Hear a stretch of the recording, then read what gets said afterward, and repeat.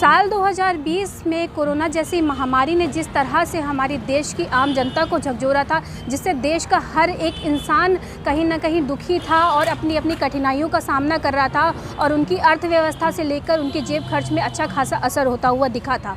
लेकिन कहीं ना कहीं जैसे ही साल 2021 की शुरुआत हुई, आम जनता को इस साल से अच्छी खासी उम्मीदें थी। उनकी जो आम लोगों की जो बजट थी या जेब खर्च थे, उसमें उन्हें लगा था कि वो फिर से उनकी जो पटरी है वो ट्रैक पे आएगी और लोग अपनी जो भी निजी ज़िंदगी को व्यवस्थित करते हुए दिखेंगे। लेकिन जैसे ही आम लोगों की बजट जैसे ही आया, लोगों को इससे कहीं ना कहीं निराशा हासिल हुई है। लोग कहीं ना कहीं दुखी दिख रहे हैं और उनकी उम्मीदों पे पानी फिरता हुआ नज़र आ रहा है।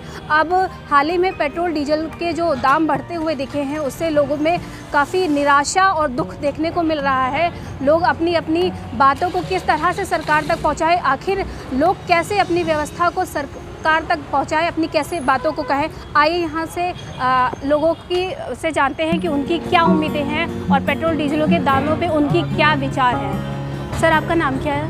मेरा नाम सागर है। अच्छा, ये बताइए, जो पेट्रोल डीजल के जो दाम बढ़े हुए हैं उसमें आप लोगों को कितना आम जनता को कितना असर हुआ है? क्योंकि आप भी एक वाहन से चलते हैं। पेट्रोल तो आजकल रोज़ लोगों की एक ज़रूरत बन चुका है पेट्रोल डीजल, तो उसमें आपकी क्या विचार हैं?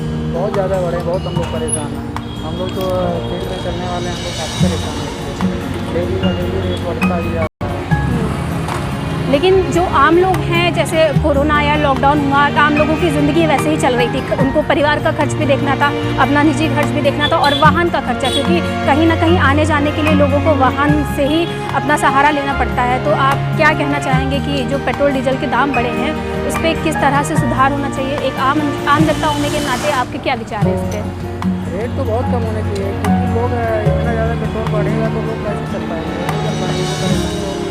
इनकम नहीं, इससे ज़्यादा महंगाई बढ़ रही है, इनकम तो बढ़ ही नहीं रही है और महंगाई जरूर से ज़्यादा बढ़ रही है, तो परेशानी तो काफ़ी सबको हो रही है। बिल्कुल, आम जनता का सिर्फ यही कहना है कि इनकम नहीं होगी और जिस तरह से महंगाई बढ़ रही है, पेट्रोल डीजल के जो दाम है, जो रोज़ की एक ज़रूरत बन चुकी है वाहन, उस पर अगर इस तरह से महंगाई बढ़ेगी या दाम बढ़ेंगे तो आम जनता कैसे सर्वाइव कर पाएगी? क्योंकि अभी हाल ही में वो कोरोना जैसी महामारी से उबरी भी नहीं है और इस तरह से जो दाम की बढ़ोतरी हो रही है, लोगों को कहीं ना कहीं कठिनाइयों का सामना करना पड़ रहा है।